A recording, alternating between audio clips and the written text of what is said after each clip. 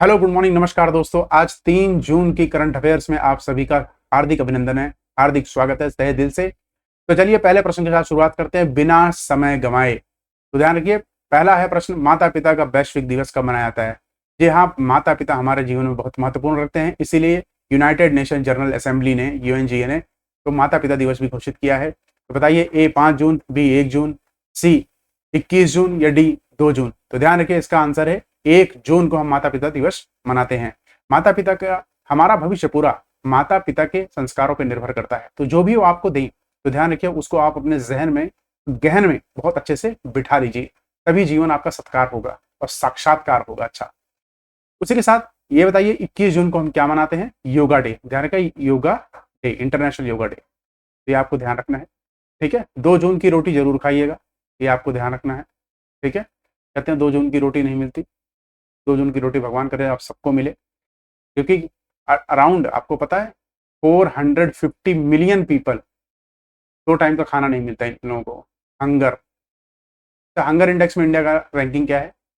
उसी के साथ चलिए जून के कुछ इंपॉर्टेंट डेज देख लेते हैं। उससे पहले आप ये बताइए कि इसका थीम क्या है इस बार का माता पिता का वैश्विक दिवस का? तो ध्यान रखिए, नर्चरिंग द फ्यूचर, ये आपको ध्यान रखना है, नर्चरिंग द फ्यूचर, भविष्य का पोषण। फिर 1 जून को हम मनाते हैं वर्ल्ड मिल्क डे, इसके साथ साथ इंटरनेशनल पेरेंट्स डे, ध्यान रखिएगा, पेरेंट्स डे। वहीं 3 जून को हम मनाते हैं वर्ल्ड बाइसिकल डे, विश्व साइकिल दिवस। 4 जून को हम मनाते हैं आक्रामकता के शिकार मासूम बच्चों का अंतरराष्ट्रीय दिवस। 5 जून को हम मनाते हैं विश्व पर्यावरण दिवस, बहुत ही इंपॉर्टेंट है, ध्यान रखिए, जो मैं इंपॉर्टेंट लिखूँ उसको मार्क कर लीजिएगा। वहीं वर्ल्ड फूड सेफ्टी डे, विश्व खाद्य सुरक्षा दिवस मनाते हैं 7 जून को। वहीं 8 जून को हम विश्व महासागर दिवस मनाते हैं। ठीक है, 12 जून को हम मनाते हैं बाल श्रम के खिलाफ दिवस, बाल श्रम को, जो कि हमारे आर्टिकल 22, ध्यान रखिए, article 23 article 23 of the Indian constitution में बाल श्रम को प्रोहिबिट करता है पूरी तरह। तो हम कब मनाते हैं? तो एक इंपॉर्टेंट है, ध्यान रखिएगा। ठीक है, उसके साथ 14 जून को हम मनाते हैं वर्ल्ड ब्लड डोनर डे। वहीं 15 जून को हम मनाते हैं विश्व बुजुर्ग दुष्व्यवहार जागरूकता दिवस। वहीं 16 जून को हम मनाते हैं अंतर्राष्ट्रीय एकीकरण दिवस। 17 जून को हम मनाते हैं मरुस्थली और सूखे का मुकाबला करने के लिए दिवस, ये इंपॉर्टेंट है, ध्यान रखिएगा, कि कॉम्बैट डेजर्टिफिकेशन एंड ड्रॉट। 19 जून को हम मनाते हैं वर्ल्ड सिकल डे, विश्व सिकल दिवस, ये भी इंपॉर्टेंट है, ये भी आपको ध्यान रखना है। और वर्ल्ड रिफ्यूजी डे, ये भी बहुत इंपॉर्टेंट है। ठीक है, वर्ल्ड रिफ्यूजी डे हम कब मनाते हैं? 20 जून को। 21 जून को हम मनाते हैं वर्ल्ड इंटरनेशनल योगा डे। अच्छा, सबसे पहले इंटरनेशनल योगा डे कब मनाया गया था? कमेंट बॉक्स में बताइए, सबसे पहले। ठीक है, सबसे पहले कब मनाया गया था, क्या आपको कमेंट बॉक्स में बताना है। वही हम 23 जून को मनाते हैं संयुक्त राष्ट्र लोक सेवा दिवस, साथ में हम अंतर्राष्ट्रीय ओलंपिक दिवस। अभी ओलंपिक्स होने वाले हैं कहां पर? पेरिस, यानी कि पेरिस, जो कि राजधानी है फ्रांस की, आपको ध्यान रखना है। ठीक है, ओलंपिक्स। वहीं 26 जून को हम मनाते हैं नशीली दवाओं दुरुपयोग और अवैध तस्करी के खिलाफ अंतर्राष्ट्रीय दिवस। ठीक है, अंतर्राष्ट्रीय नशीली पदार्थों के खिलाफ दिवस, ये आपको ध्यान रखना है। वहीं 29 जून को हम नेशनल स्टैटिक्स डे, सांख्यिकी दिवस भी मनाते हैं। और 3 जून ऑफ संडे, मतलब तीसरा जो संडे आता है जून में, उस दिन हम अंतर्राष्ट्रीय पिता दिवस मनाते हैं। अपने पिता का जीवन भर आप कर्ज नहीं उतार सकते हैं, ये ध्यान रखिएगा, अपने पिता का जीवन भर कर्ज नहीं उतार सकते आप, इतने उनके कर्ज तले आप दबे रहो। माता पिता ऐसे लोग अपने खून से सींचते हैं, गुस्सा होते हैं हम लोग, कभी लड़ते हैं, झगड़ते हैं, ठीक है, बट हमेशा ध्यान रखिएगा, अगर वो आपको मारे, कुछ कहें, तो कभी पलट के जवाब मत दीजिएगा, बड़ा ही दुख होता है। चलिए अगले प्रश्न की तरफ चलते हैं। अगला प्रश्न है, ओपन एआई द्वारा हाल ही में जारी अपने एआई संचालित रोबोट के अधिक उन्नत संस्करण का नाम क्या है? तो हाल ही में ओपन एआई ने एक नया लॉन्च किया है अपना सिस्टम, उसका नाम क्या है? तो जो आपको पता है चैट जीपीटी इन्होंने बनाया है। अच्छा, जीपीटी की फॉर्म क्या है? जनरेटिव प्री ट्रेंड, ये ध्यान रखना है। ठीक है, जनरेटिव प्री ट्रेंड। तो इनको A chat GPT EDU, B chat GPT uni, या सी चैट जीपीटी टीओ, या chat GPT A D B advance. Hindi में इसका संस्करण आप देख लीजिए, चैट जीपीटी अगरबत्ती, चैट जीपीटी ओ, या चैट जीपीटी यूनी, या चैट जीपीटी एडू। इसका सही उत्तर है ए चैट जीपीटी एडू। ये यूनिवर्सिटी और स्कूल, यूनिवर्सिटी और स्कूल्स में काफी मदद करेगा उनके सिलेबस को कवर करने में, ये ध्यान रख लीजिएगा। ठीक है, ये देखिए चैट जीपीटी एडू में बहुत सारी उपयोगी विशेषताएं हैं, जैसे पाठ पढ़ने, कोड पढ़ने, गणित करने या डेटा विश्लेषण करने, दस्तावेजों को संरक्षित करने की क्षमता है। ये आपको बिल्कुल ध्यान रखना है। वहीं आइए एआई से, आर्टिफिशियल इंटेलिजेंस से पूछे जाने वाले बहुत महत्वपूर्ण प्रश्न। ये ध्यान रखिए, आप कुछ मत करिए, इनको जरूर याद कर लीजिएगा, बहुत ही महत्वपूर्ण, बड़ा छांट के लाया हूं इनको। तो पहले, एआई सुरक्षा का पहला शिखर सम्मेलन कहाँ हुआ था? तो यूनाइटेड किंगडम ब्लेचले में। ध्यान रखिएगा। भारत की पहली एआई सिटी कौन सी बन रही है? लखनऊ, जो कि कहां पर है? उत्तर प्रदेश, ध्यान रखना, यूपी में। देश का पहला एआई रोबोटिक्स पार्क कहां बनेगा? बेंगलुरु, मतलब कर्नाटका। कर्नाटका की राजधानी है बेंगलुरु, ठीक है। नाम क्या है? आर्ट पार्क, इसको नाम दिया है आर्ट पार्क। वहीं रिलायंस एक चैटबॉट, एआई चैटबॉट लॉन्च करे जिसका नाम क्या है? हनुमान, ये आपको ध्यान रखना है, ठीक है। Reliance. AI godfather Geoffrey Hinton को कहते हैं, ये आपको ध्यान रखना है। किस यूटी ने भारत का पहला टेली मानस चैटबॉट लॉन्च किया है? तो जम्मू एंड कश्मीर। यहाँ के गवर्नर कौन है? मुझे कमेंट बॉक्स में बताइए। मिस्टर सिन्हा, पूरा नाम आप बताएंगे, मैंने बस आपको हिंट दी है। जिनी एआई प्लेटफॉर्म लॉन्च किया है? गूगल ने। गूगल ने, अगर क्वेश्चन पूछा जाए तो कौन सा प्लेटफॉर्म लॉन्च किया है एआई? तो जिनी, जी से जिनी, जी से गूगल। भारत की पहले एआई फिल्म कौन सी है? एरा, पूरी आर्टिफिशियल इंटेलिजेंस से बनी है ये पिक्चर। माइक्रोसॉफ्ट ओपन एआई के साथ मिलकर एक आर्टिफिशियल इंटेलिजेंस सुपर कंप्यूटर बना रहा है जिसका नाम है स्टारगेट, आपको ध्यान रखना है, स्टारगेट। भारत में विश्व में पहले एआई संचालित एंटी ड्रोन सिस्टम को लॉन्च किया है, उसका नाम है इंद्रजाल। ध्यान रखिए, क्या है? इंद्रजाल। वही भारत का पहला एआई स्कूल तिरुवनंतपुरम में होगा, जिसका क्या नाम है? शांतिगिरी विद्या भवन। किसने ग्रामीण भारत के लिए एआई चैटबॉट जुगलबंदी लॉन्च की है? तो ध्यान रखिए, माइक्रोसॉफ्ट, ठीक है, माइक्रोसॉफ्ट, ये आपको ध्यान रखना है। इसके साथ चलिए अगले प्रश्न पे चलते हैं। अगला प्रश्न है, हाल ही में आपात स्थिति और प्राकृतिक आपदाओं के बाद 5G कनेक्शन को बहाल करने के लिए डिपार्टमेंट ऑफ टेक्नोलॉजी द्वारा प्रस्तावित किस तरह की तकनीक इस्तेमाल की जाएगी? ए बैलून, बी रोबोट्स, सी एयरक्राफ्ट या डी ड्रोन्स। तो ध्यान रखिए, इसका आंसर ए और डी दोनों है।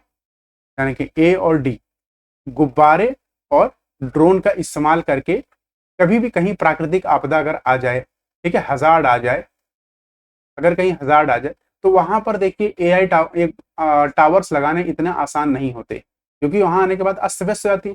तो क्या हुआ कि इन गुब्बारों की मदद से, बैलून की मदद से और ड्रोन्स की मदद से वहां पर क्या हुआ, 5G और 4G नेटवर्क बहाल किया जाएगा ताकि मदद पहुंच सके लोगों तक। ये आपको ध्यान रखना। वहीं दूर संचार गुब्बारा और ड्रोन का उपयोग करा जाएगा दूर संचार में, ठीक है, आपदा के टाइम। आपदा की स्थिति में इन उड़ान उपकरणों को स्थापित करना नई मोबाइल साइटों के निर्माण की तुलना में बहुत आसान है। गुब्बारे और ड्रोन दूरसंचार कंपनियों और मौजूद स्पेक्ट्रम का उपयोग कर सकते हैं, ठीक है, जो भी मौजूद स्पेक्ट्रम होगा, जरूरी नहीं है 2G 3G, जो भी होगा, 6G 4G, इसे बैकअप या सौर स्रोतों से अपनी शक्ति प्राप्त करें। कहां से? सूरज से चलेगा, टोटल सन एनर्जी से। इससे सेटअप करना और प्रतिनिधित्व करना आसान होता जाता है। तो कोई भी नया सेटअप जब करना होगा, व्यवस्था बनानी होगी, तो उसके लिए आसान हो जाएगा। वहीं दूर संचार विभाग डिपार्टमेंट ऑफ टेक्नोलॉजी संचार मंत्रालय के अंदर आता है, जिसका गठन 1985 में हुआ था। ये आपको ध्यान रखना है, डीओटी का गठन 1985 में हुआ था। इसका मुख्यालय नई दिल्ली में है। इसके मंत्री कौन है? अश्विनी वैष्णव। इनके पास एक और मंत्रालय है, रेलवे। ये आपको ध्यान। अगले प्रश्न की तरफ चलते हैं। अगला प्रश्न है, नासा के प्रतिष्ठित हॉल ऑफ फेम पुरस्कार से किसे सम्मानित किया गया है? तो बात हो रही है कि नासा, जो कि यूएसए की स्पेस एजेंसी है, वो हाल ही में हॉल ऑफ फेम पुरस्कार दिया है। हॉल ऑफ फेम पुरस्कार हर साल नहीं दिया जाता। ये बहुत अच्छा कार्य जो कोई नासा के लिए करता है उसी को दिया जाता है। ध्यान रखिएगा, नासा के लिए करा, अगर चाहे नासा की किसी चीज में त्रुटि निकाले या उसको डेवलप करे, उसी ही सिलसिले में दिया जाता है। A Sunita Williams, B Elon Musk, C Blue Origin या डी मुनीब अमीन भट्ट। तो ध्यान रखिए, ये अवार्ड अभी डी मुनीब अमीन भट्ट को मिला है, जो कि कहाँ के हैं? जम्मू के। ध्यान रखिए, कहाँ के हैं? जम्मू के, ठीक है। तो जम्मू के रहने वाले हैं। जम्मू कश्मीर के कुलगाम जिले के एक तकनीकी विशेषज्ञ ने नासा के सिस्टम में डेटा सेंधमारी की कमजोरियों की पहचान करने के बाद उन्हें हॉल ऑफ फेम दिया। तो देखिए, उन्होंने देखा कि कौन सी कमजोरियां हैं इनके डेटा में जिससे ब्रीच हो सकती है। एक बहुत बड़ी जिसे कहते हैं सिक्योरिटी ब्रीच है, तो इन्होंने पहचाना है, जिसके लिए ना हॉल ऑफ फेम दिया गया है। राष्ट्रीय वैमानिक और अंतरिक्ष प्रशासन नासा की फुल फॉर्म है national aeronautics space administration, English में याद रखिएगा ज्यादा अच्छा रहेगा। वही नासा अंतरिक्ष एजेंसी है यूएसए की, ये आपको ध्यान रखना है। इसकी स्थापना 1958 में हुई थी, मुख्यालय है वाशिंगटन डीसी, और राष्ट्रपति अभी हैं जो बाइडेन, आपको ध्यान रखना है। ये 46वें नंबर के राष्ट्रपति हैं, ये आपको ध्यान रखना है। वही अगला प्रश्न है, भारत सरकार द्वारा हाल ही में लॉन्च किए गए बिमरेन का उद्देश्य क्या है? तो बिमरेन का उद्देश्य क्या है? A marine security, B doctoral research, C space exploration, या डी इकोनॉमिक ग्रोथ। का सही उत्तर है बी डॉक्टोरल रिसर्च। बिम्स्टेक के देशों के लिए जो भी वहां स्टूडेंट पीएचडी की तैयारी कर रहे हैं, ठीक है, पीएचडी कर रहे हैं या उसके रिसर्च वर्क कर रहे हैं, उनके लिए हाल ही में भारत ने बिमरेन इस्टेब्लिश किया है, ताकि ये पीएचडी की तैयारी अपनी रिसर्च पूरा इंडिया में कर सके, ये आपको ध्यान रखना। उद्देश्य बिम्स्टेक के देशों में पीएचडी छात्रों को भारत में डॉक्टरेट अनुसंधान करने में सक्षम बनाना। वही बिमरेन की फुल फॉर्म एक बार देख लिए, जिसका फुल फॉर्म है BIMSTEC India marine research network. वही अगर हम कहें बिम्स्टेक की, जो बिम्स्टेक है इसकी स्थापना कब हुई थी? तो 1997 हुई थी बैंकॉक घोषणा के साथ। तो इसकी फुल फॉर्म क्या है? इसकी फुल फॉर्म एक देखिए, माध्यमिक बहुक्षेत्रीय तकनीकी और आर्थिक सहयोग। बिम्स्टेक बंगाल की खाड़ी पर, इंग्लिश में मैं कहूंगा ज्यादा अच्छा रहेगा, Bay of Bengal initiative on multi sectoral technical economic corporation. ठीक है, वहीं इसमें 5 दक्षिण एशियाई के देश हैं और 2 दक्षिण पूर्व एशियाई के। दक्षिण एशियाई कौन कौन से हैं? एक बांग्लादेश, दूसरा भूटान, तीसरा भारत, चौथा नेपाल, 5वां श्रीलंका। और वहीं दक्षिण पूर्व एशियाई के म्यांमार और थाईलैंड। टोटल कितने देश हैं? 7। अगर मैं कहूं शार्क में कितने देश हैं, आपके शार्क में कितने देश हैं, तो ध्यान रखिए 8। कितने हैं? 8। शार्क की स्थापना हुई थी 1985 में काठमांडू में। काठमांडू नेपाल में इसका हेडक्वार्टर है। हेडक्वार्टर कहां है? नेपाल। अगले प्रश्न देखते हैं, हाल ही में काजा शिखर सम्मेलन कहां आयोजित किया गया है? ए बोत्सवाना, बी नामीबिया, सी जाम्बिया, या डी जिम्बाब्वे। तो हाल ही में जामीबिया में काजा समिट अभी हाल ही में आयोजित किया गया है, ध्यान रखिएगा। अफ्रीकन कंट्री है ये, इसको दिमाग में बिठा लीजिए। वही काजा संधि 2011 में आई थी, ये आपको ध्यान रखना है। अच्छा, इसका मुख्य कारण क्या है ये आप देख रहे, इंपॉर्टेंट है ये लाइन, ध्यान रखिए।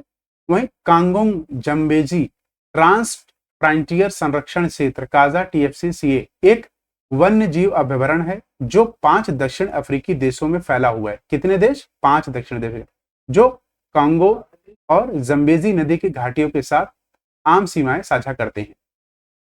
देश कौन कौन से हैं? पहला अंगोला, दूसरा बोत्सवाना, तीसरा नामीबिया, चौथा जमीबिया और 5वां जिम्बाब्वे। ये 5 देश हैं, ध्यान रखना है। ठीक है, अच्छा, इनको बनाया किस लिए गया था?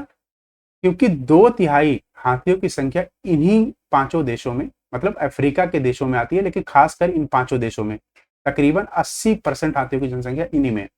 तो हाथी दांत व्यापार के लिए प्रसिद्ध अफ्रीकी हाथी आबादी के 2/3 अधिक घर है, जो CICT द्वारा निश्चित है, ध्यान रखें। मतलब कहना यह चाहता है कि 2/3 जो हाथियों की जनसंख्या है, इनके जो दांत होते हैं आइवरी, ये लोग उसका निर्यात करते हैं, आयात करते हैं। तो इसको प्रोहिबिट करता है कौन? CITC, मतलब sites, convention on international endangered species, आपको ध्यान रखना, इसको प्रोहिबिट करता है। उसी के साथ आप जरा यहाँ का मैप देख लीजिए। इसके मैप में कौन कौन सी कंट्री है? ये देखिए बोत्सवाना, ये सारे अफ्रीका की कंट्री है। अफ्रीका के आप ये देखिए, जब इस पार्ट में आएंगे पूरे अफ्रीका के, यहाँ ये सारी कंट्री स्थित है। बोत्सवाना, जाम्बिया, ठीक है, ये जमीबिया, अंगोला और नमीबिया। ठीक है, तो काजा समिट जैसी आए तो आप उसको उत्तर गलत नहीं होना चाहिए, आपको ध्यान रखना, ठीक है। उसी के साथ ये भी ध्यान रखिएगा कि आपका विक्टोरिया वाटरफॉल कहां पर स्थित है। विक्टोरिया वाटरफॉल के ध्यान रखना, लोगों को लगता है विक्टोरिया रिवर पे है, नहीं, ये है जम्बेजी रिवर। कहां पर है? जम्बेजी रिवर, ध्यान रखिए, जम्बेजी रिवर, ठीक है। अगला प्रश्न देखते हैं। अगला प्रश्न है, भारत के किस राज्य में कोया जनजाति पाई जाती है? ए असम, बी राजस्थान, सी छत्तीसगढ़ या डी नागालैंड। इसका सही उत्तर है सी छत्तीसगढ़। छत्तीसगढ़ में कोया जनजाति पाई जाती है। इसी के साथ जनजातियों पे कुछ इंपॉर्टेंट प्रश्न देख लेते हैं। अच्छा, कोया जाति आए क्यों? अभी क्वेश्चन इसलिए इंपॉर्टेंट है कि कोया जनजाति को एक सांस्कृतिक संकट का सामना करना पड़ रहा है अभी हाल ही फिलहाल में, क्योंकि विशेष प्रवर्तन ब्यूरो द्वारा, ठीक है, एनफोर्समेंट ब्यूरो द्वारा छापे महुआ शराब बनाते हैं ये लोग, जिसकी खपत इन लोगों की पालन पोषण से होता है। तो ये इनकी परंपरागत खेती है, ध्यान का, परंपरागत कई सालों से ये करते आ रहे हैं, लेकिन हाल ही फिलहाल एनफोर्समेंट ब्यूरो इसको रोक रहा है। वहीं अगर मैं पूछूं किस राज्य की सबसे ज्यादा पॉपुलेशन वहां की अनुसूचित जनजाति है, तो ध्यान रखिए मिजोरम। मिजोरम में पूरी जनसंख्या का 94.4% पॉपुलेशन ट्राइब्स है, ठीक है, ट्राइब्स। वही भारत की सबसे बड़ी जनजाति कौन सी? भील। इसके बाद गोंड, ठीक है, सेंट्रल इंडिया में मिलती है। कहां मिलती है? सेंट्रल इंडिया, छत्तीसगढ़, झारखंड, मध्य प्रदेश, इन सब में। वही अनुसूचित जनजाति 5 और 6, मतलब शेड्यूल 5 और 6 में भारतीय संविधान का अनुच्छेद 342 में ट्राइब्स की वर्णन हुआ है।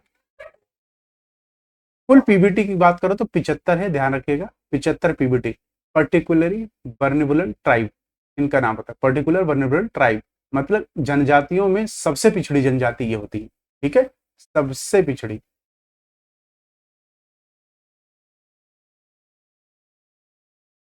सबसे पिछड़ी जनजाति, ये आपको ध्यान रखना।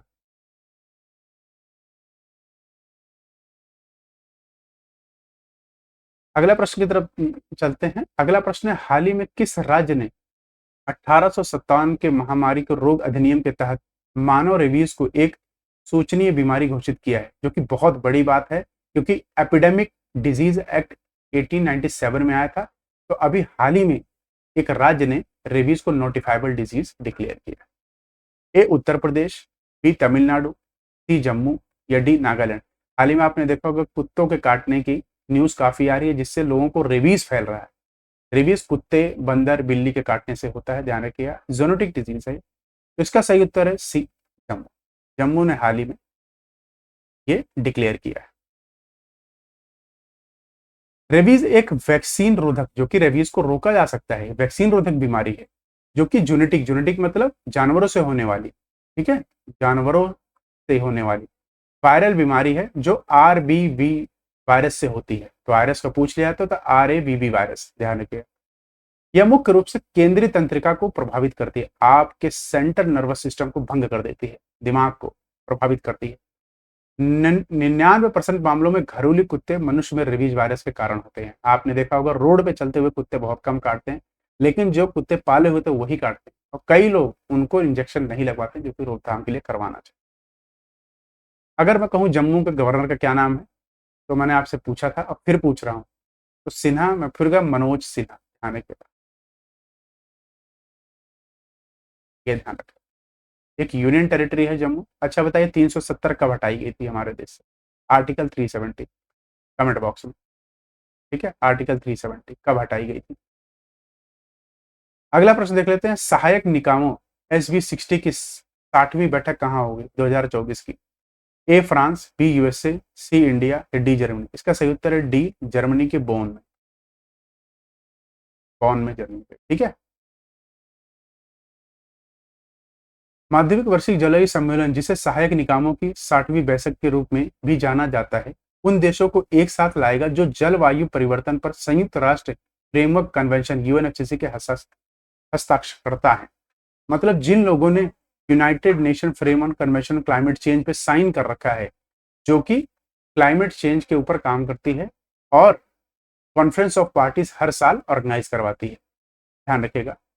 इसके सिग्नेटरी इंडिया है। टोटल कंट्रीज जिन्होंने इसको साइन किया है, टोटल कंट्रीज कितनी है? 197, ये ध्यान रखिएगा। वहीं पार्टियों का 29वां सम्मेलन सीओपी की मीटिंग कहाँ होगी? 2024 की 2024 की मीटिंग कहाँ हुई? तो ध्यान रखिए, बाकू अजरबैजान। अच्छा, 23 की कहाँ हुई थी? 2023 की कहाँ हुई थी सीओपी? कमेंट बॉक्स में बताइए। अगला प्रश्न है, जापान भारत समुद्री अभ्यास जिमेक्स और रिम ऑफ पैसिफिक रिम्पेक सैन्य अभ्यास कहाँ होगा? A Japan, B Singapore, C India या डी रशिया? इसका सही उत्तर है ए जापान। जापान में ये दोनों एक्सरसाइजेस होंगी। योकोसुका एक जापान में एक जगह है, वहीं पर ये दोनों होगी। भारत नौसेना जहाज शिवालिक इसके लिए पार्टिसिपेट कर रहा है, ध्यान रखिए। वही शिवालिक के बारे में थोड़ा जान लेते हैं। भारत नौसेना के लिए निर्मित स्टील्थ मल्टी रोल फ्रिगेट्स अपने वर्ग का प्रमुख जहाज है। अपने वर्ग का मतलब सबसे टॉप क्लास का है जहाज। यह भारत द्वारा निर्मित पहला स्टील्थ युद्धपोत। अच्छा, स्टील्थ युद्धपोत मतलब कि ये इतनी गहराई में चलते हैं कि इनको ढूंढ पाना मुश्किल है दूसरों के लिए। यह मुंबई में स्थित मझगांव डॉक लिमिटेड ने बनाया था, ध्यान रखिएगा। इसे 29 अप्रैल 2010 को भारतीय सेना में शामिल किया गया था, नौसेना में। वहीं अगर मैं आपको ये बताता हूँ, जापान भारत समुद्री अभ्यास को जिमेक्स कहते हैं और रिम्पेक किसे कहते हैं? जापान और भारत के सैन्य अभ्यास। ये आपको ध्यान, ठीक है, ये आपको ध्यान रखना है। इसी के साथ यह संस्करण पूरा हुआ। आप सभी का धन्यवाद जिन्होंने पूरा वीडियो देखा, और कृपया करके जितना हो सके ज्ञान को शेयर करें। ज्ञान तभी बढ़ता है जब उसका आदान प्रदान होता है। एक जगह रुकने के बाद ज्ञान खत्म हो जाता है।